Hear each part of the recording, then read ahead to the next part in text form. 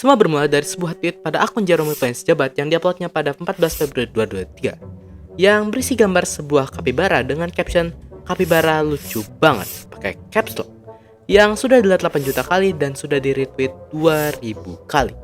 Post yang kemungkinan besar merupakan sebuah post untuk menanggapi tren kapibara atau mas bro yang sedang viral pada Februari 2023 ini, yang seharusnya tidak akan memiliki potensi masalah apapun, malah menimbulkan masalah kepada Jerome. Bisa dilihat dari isi balasannya yang penuh dengan orang-orang yang mengatakan kalau Jerome adalah orang yang so asik dan cringe karena memposting soal kapibara. Yang dimana, menurut sebagian netizen, Jerome merupakan seorang yang pintar, berwawasan, dan tidak cocok untuk memposting post seperti ini. Kemungkinan besar, tweet-tweet ini merujuk pada perubahan konten yang dilakukan oleh Jerome yang pada awalnya banyak mengupload konten edukasi namun sekarang malah lebih banyak membuat konten vlog dan challenge yang dianggap sangat jauh dari image awalnya. Setelah tweet dari Jerome ini ramai, orang-orang pun mulai membuka-buka tentang masalah dari Jerome. Seperti tweet dari Sista yang sudah dihapus yang menjelaskan kalau Jerome dibenci oleh para warga negara Indonesia WNI di Jepang karena dianggap Kuki Yomenai, terutama saat membuat konten di ruang publik. Lalu apa itu Kuki Yomenai? Kuki Yomenai yang merupakan kepanjangan dari KY merupakan sebuah istilah yang dipakai untuk menyebut orang yang tidak bisa membaca situasi dan kondisi. Menurut gua, tweet ini bisa jadi merupakan sebuah tanggapan kesalahan dari beberapa konten Jerome yang dianggap melanggar privasi warga Jepang karena tidak mensensor muka mereka dalam kontennya.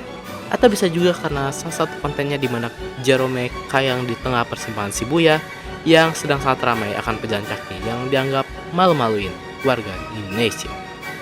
Namun, tweet kapibara ini bukanlah akhir dari kontroversi yang dimiliki Jerome. Beberapa hari kemudian, Jerome mendapatkan hujatan lagi dari netizen karena sebuah video TikTok yang dianggap menyinggung. Pada video TikTok tersebut, terlihat Jerome Pauline berjoget dengan dua orang dokter koas, yaitu Farhan Firmansyah dan Ekida Firmansyah, dengan caption, "Mohon maaf, kami sudah berusaha semaksimal mungkin." Yang dimana kalimat itu biasanya akan diucapkan oleh seorang dokter kepada pasien saat pasien akan mendekati akhir hayat dan tidak dapat ditolong lagi.